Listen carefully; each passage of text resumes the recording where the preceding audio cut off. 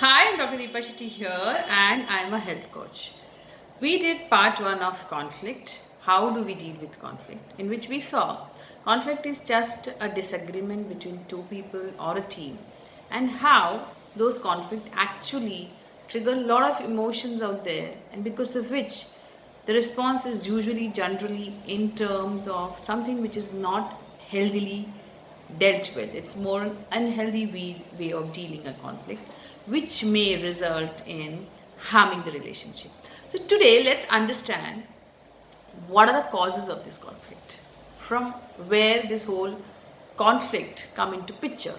Conflict happens between two people, or disagreement happen between two people because of different ways they perceive, their different way of perception, the values which they have differently, the ideas they have differently, the belief systems of two people which can be different, and hence there can be a conflict. Because there are differences out there, there can be a conflict. But remember, this can be an opportunity for you to really understand and have compassion for other person's point of view too, and really see things in a different way apart from the way you see and perceive.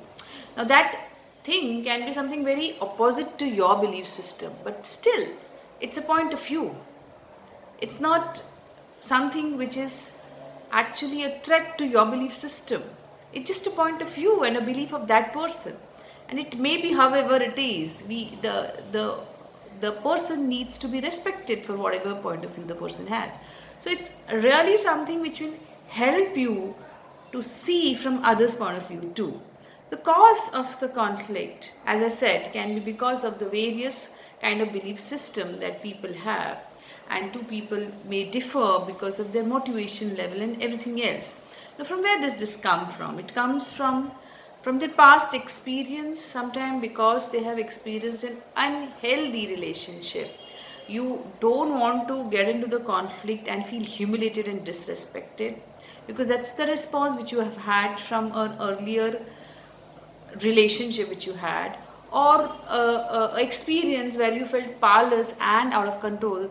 So such kind of conflict can traumatize the person.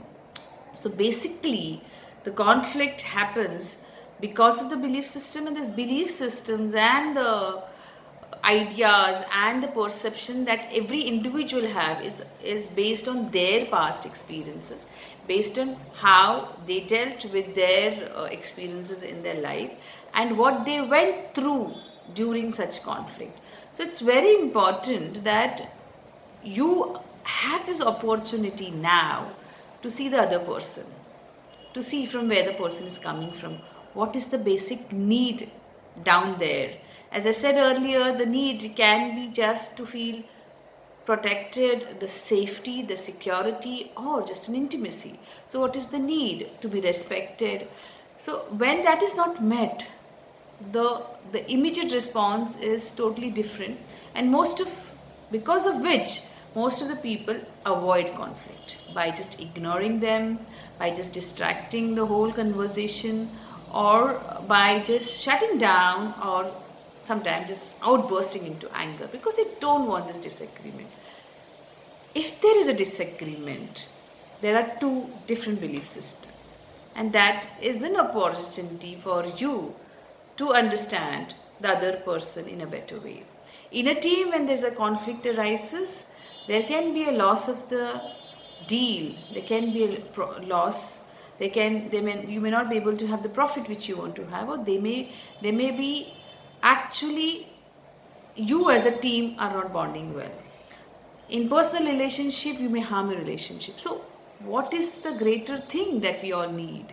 We all need a relationship which is fulfilling, not your own belief system or your own fear of conflict, which can be self-prophecy. And hence, since we all have this traumatizing experience and this belief that the conflict is going to make me traumatized, and the conflict is going to make me feel low, and I'm going to be disrespected, and hence that may lead you to an unhealthy person out there with all this belief system. Entering into the conflict will definitely have the same result which you had earlier. Since you have not resolved it within yourself, When you enter a conflict with somebody, or maybe there's no conflict, but since just somebody has said something which is not according to your belief system, you may enter into conflict and feel the same way because you've not resolved with it yourself. So it's important, what do you choose? Do you choose a fear over the love? Do you choose a threat which is in your head and the powerless experience which you had earlier, or a bonding in a relationship? Do you choose to be with the team or away from the team? So that's something which you all have to give it a thought. And hence, you should know that the best thing to do is deal with the conflict in a healthy way. We will learn about the healthy ways to deal with the conflict. How do you do it? Right now we're learning the causes. As I said, the different causes because of which we actually fear the conflict, and the different responses to the conflict. What are the most important, most common responses which people give is either they back off and they didn't enter into the conflict at all. They fear the conflict, so they don't do. And if with that fear they enter also, they either shut down completely when the conflict occurs or burst into anger. Most of the time, these are the reaction. And after the conflict, the unhealthy way of reacting is withdraw your love, completely reject the person, go away from the person, and not have a proper communication out there. These are some of the unhealthy way we are actually dealing with the conflict. The healthy way will be to have a compassion and understanding for the other's point of view. You were sticking to your point of view, and maybe you're right or wrong, whatever it is, but not understanding others' point of view doesn't give you an opportunity to be the friend you want to be, the spouse you want to be, the leader you want to be, the boss you want to be, the employee you want to be. So it's important that you choose to understand and have a compassion for others' point of view.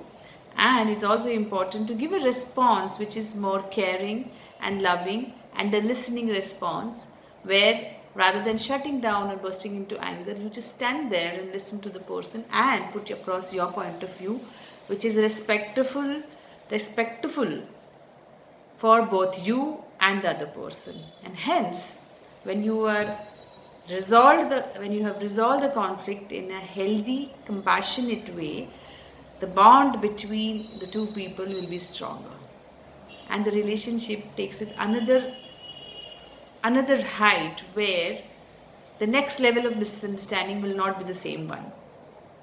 You have chosen to understand, you have chosen to love, you have chosen to have peace, you have chosen to have a better relationship. So the next conflict which will arise will be in a very different level, and you definitely will find yourself in a more calmer zone than a fearful and angry zone. And I am sure everyone wants to deal with it in a healthy way. So today, apart from the conflict, we understood the cause of the conflict and the responses that we give, and what are the responses which can actually lead us to really have to really cross that bridge between two people and the team and you as a person, to grow into a more understanding and a compassionate, loving human being. Hope I added some value to this by this video to your life, and you have liked it. Do comment in the comment section. Thank you for listening to me, and see you again.